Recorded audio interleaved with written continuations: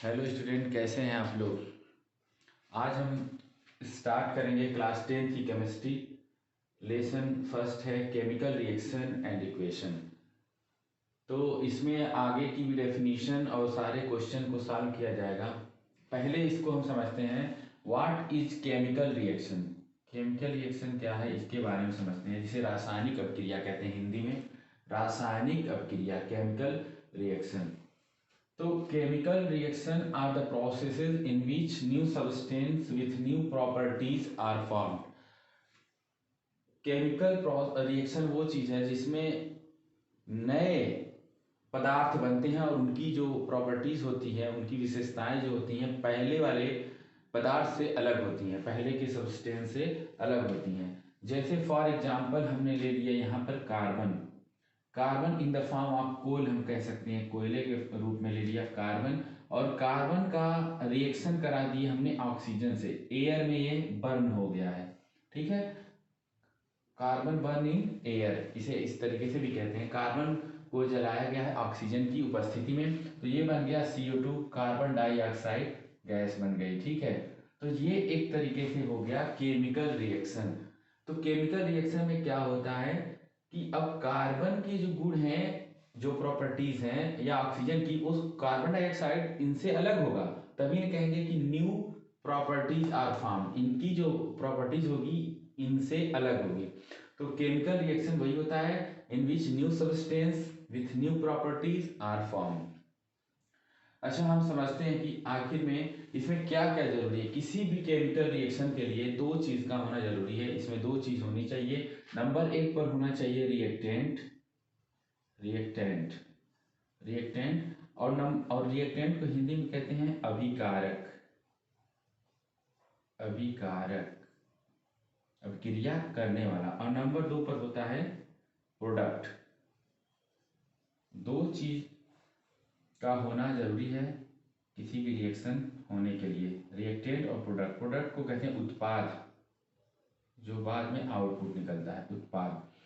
तो इसमें देखिए, अगर मैं इसमें बताऊं इस रिएक्शन में, क्योंकि ये भी एक केमिकल रिएक्शन है, तो इसमें कार्बन और ऑक्सीजन ये दोनों रिएक्टेंट हैं। ये पहला रिएक्टेंट है, ठीक है, रिएक्टेंट। इसे क्या कहेंगे, अभिकारक। और कार्बन डाइऑक्साइड क्या है यहाँ पर, प्रोडक्ट। तो हर एक रिएक्शन में ये चीजें होती हैं, प्रोडक्ट यानी उत्पाद है। अगर मैं केमिकल रिएक्शन आपके सामने करके बताऊं एक छोटा सा, तो देखिए ये हमारे पास माचिस है, इसको हम जला रहे हैं। देखिए ये भी एक केमिकल रिएक्शन है, तो बहुत आसान है, हंसी भी आती है इस बात पे, लेकिन ये भी एक केमिकल रिएक्शन ही है। इसमें क्या होगा जरा हम बताएं। ये जलाने का सिर्फ ये मतलब नहीं था कि हम वैसे जला के फेंक दें। इसमें था जो जो माचिस पे ये लगा रहता है रेड कलर का, देखिएगा ये और ये दोनों फास्फोरस होते हैं। तो यहाँ पर हम लिखेंगे फास्फोरस, फास्फोरस हो गया। ठीक है, तो ये फास्फोरस था, इसमें एक फिजिक्स का बिला लगा है। ये फ्रिक्शन से, अगर ये फ्रिक्शन नहीं रहता, जो रब किए हैं, तो ये नहीं जलती। अगर ये बहुत पुरानी हो जाती है, छलकने लगती है, तो फिर ये फ्रिक्शन काम नहीं करता, तो ये जलती भी नहीं। इसमें जो रेड लगा है वो है फास्फोरस। फास्फोरस के बाद ये जलने के लिए ऑक्सीजन है ना, सराउंडिंग में इसके ऑक्सीजन है, तो यहाँ ऑक्सीजन लग गया। चलिए ऐसे लिखते हैं ऑक्सीजन, ठीक है, ऑक्सीजन। और ये बन क्या जाएगा, ये दोनों बन जाएंगे फिर फास्फोरस ऑक्साइड, फास्फोरस ऑक्साइड, ये बन जाएंगे। तो देखिए सामने जो आपके रिएक्शन हुआ है केमिकल रिएक्शन, एक फास्फोरस यहां से और इसके सराउंडिंग में ऑक्सीजन है, और ये दोनों अभी इस टाइम पे क्या है, ये दोनों रिएक्टेंट हैं, ये दोनों रिएक्टेंट हैं। ठीक, और इनसे फास्फोरस ऑक्साइड क्या निकलेगा, इससे प्रोडक्ट निकल जाएगा, प्रोडक्ट। ठीक है, क्योंकि ये जलेगा तो देगा फास्फोरस ऑक्साइड। अब ये कहिए कि ये लकड़ी क्या देगी, ये राख इसकी बन जाएगी, ये एक तरीके से कार्बन टाइप रहेगा। तो इसे हटाते हैं। तो दो चीज तो समझ गए कि रिएक्टेंट होना चाहिए प्रोडक्ट होना, रिएक्टेंट होता है और प्रोडक्ट होता है किसी भी केमिकल रिएक्शन में, और इनके टाइप्स भी होते हैं। इनको हम उसको अभी करेंगे, इसे आप नोट कर लीजिए।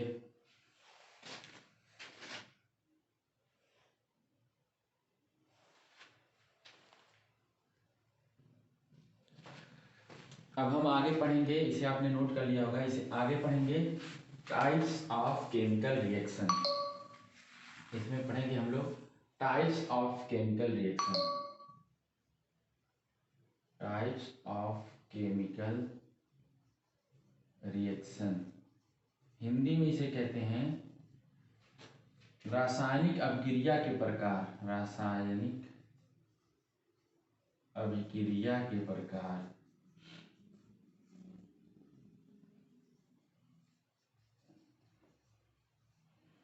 रासायनिक अभिक्रिया के प्रकार। क्लास 10th लेवल पर 5 टाइप की केमिकल रिएक्शन को डिस्क्राइब किया गया है। 5 तरीके की रासायनिक अभिक्रिया को बताया गया है। नंबर 1 है डीकम्पोजिशन रिएक्शन। कॉम्बिनेशन रिएक्शन पहले लिख लेते हैं, कॉम्बिनेशन रिएक्शन। कॉम्बिनेशन रिएक्शन इसे कहते हैं संयोजन अभिक्रिया, संयोजन अभिक्रिया। नंबर 2 पर है डीकम्पोजिशन, डीकम्पोजिशन रिएक्शन। इसे कहते हैं वियोजन अभिक्रिया, वियोजन अभिक्रिया। नंबर 3 पर है डिस्प्लेसमेंट रिएक्शन, डिस्प्लेसमेंट रिएक्शन। इसे कहते हैं विस्थापन अभिक्रिया, विस्थापन अभिक्रिया।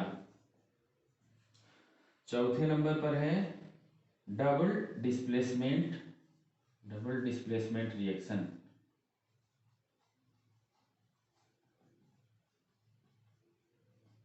डबल डिस्प्लेसमेंट रिएक्शन को कहते हैं द्विविस्थापन अभिक्रिया, द्विविस्थापन अभिक्रिया।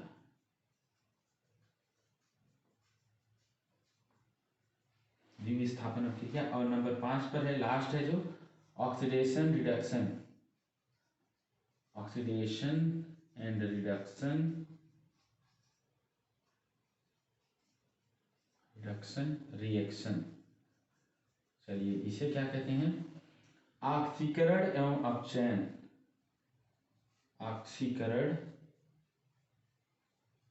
एवं अपचयन अभिक्रिया, अपचयन अभिक्रिया।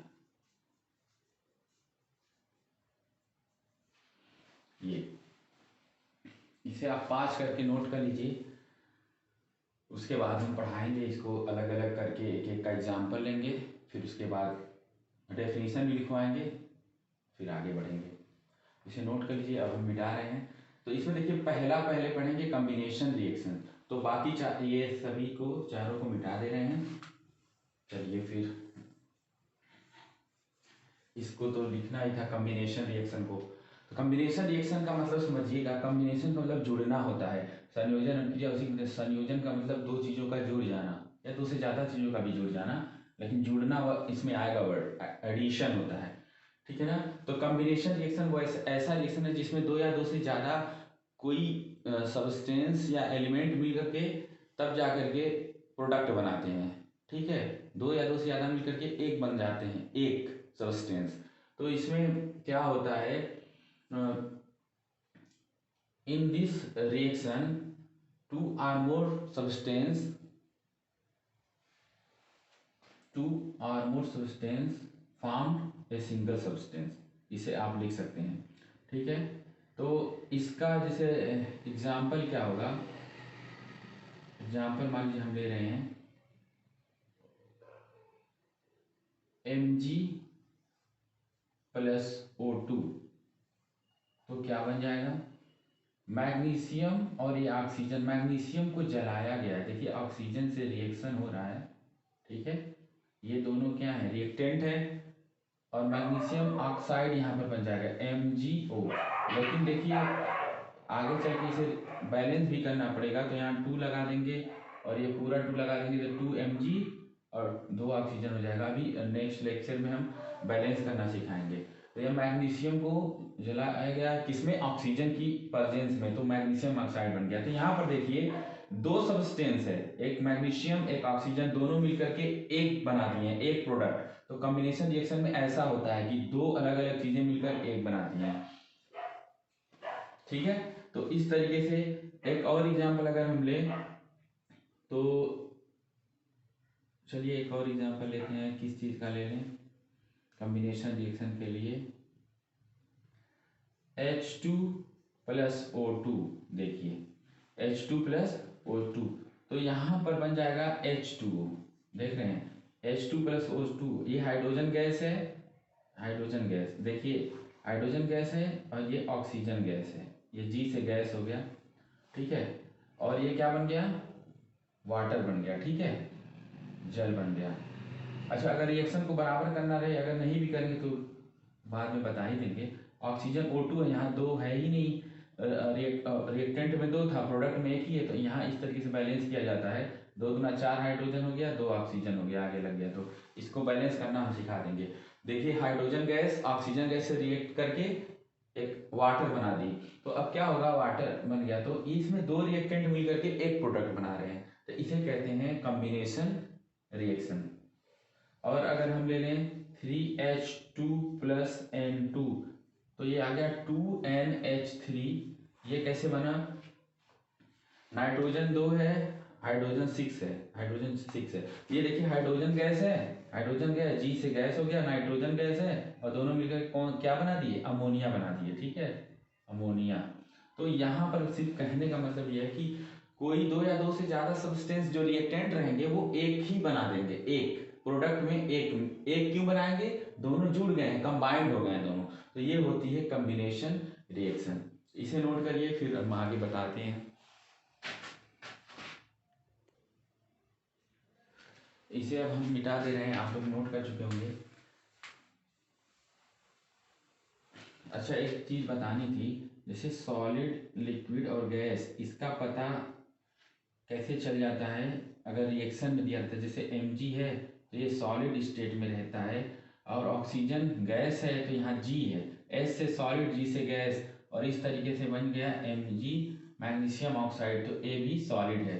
तो अगर जैसे हमने क्या किया था अभी H2 + O2 लिया था, तो ये बन गया था H2O, तो यहाँ पर L है, तो L से लिक्विड हो जाएगा, S से सॉलिड हो जाएगा, G से गैस हो जाएगा, तो ये आप लोग समझिएगा, ये लिक्विड, ये स्टेट के बारे में बता रहा है ताकि आपको कोई प्रॉब्लम ना हो आगे। सॉलिड, लिक्विड, गैस, अगर यहाँ पर लिखा रहता है इंफॉर्मेशन के लिए, ठीक है, सॉलिड गैस है, गैस है, इस तरीके से ये लिक्विड है। अब हम जो पढ़ेंगे इसको हम मिटा दे रहे हैं, अब हम पढ़ेंगे डीकम्पोजिशन रिएक्शन, ठीक है, डीकम्पोजिशन रिएक्शन,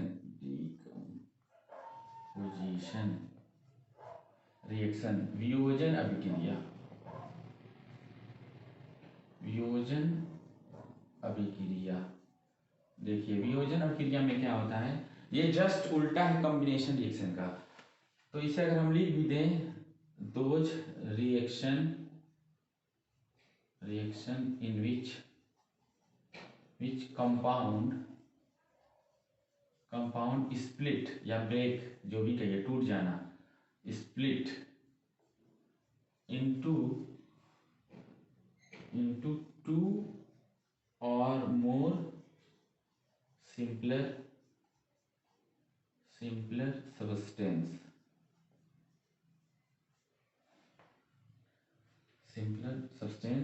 ठीक है, तो are called decomposition reaction,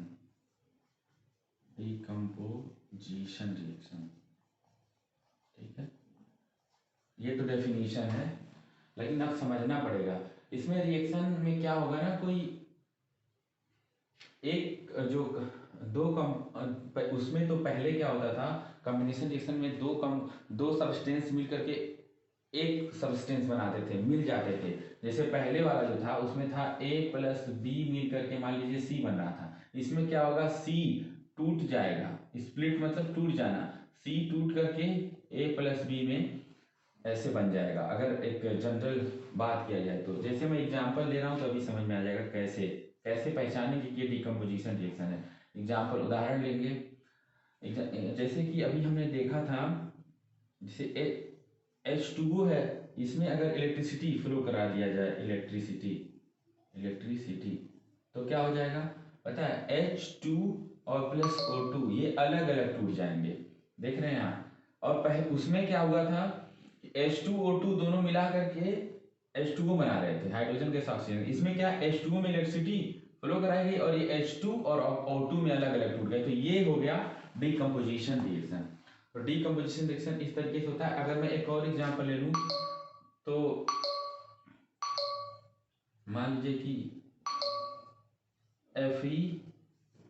FeSO4, ठीक है ना, तो ये टूट जाता है किसमें, Fe2O3 plus SO2 plus SO3 में।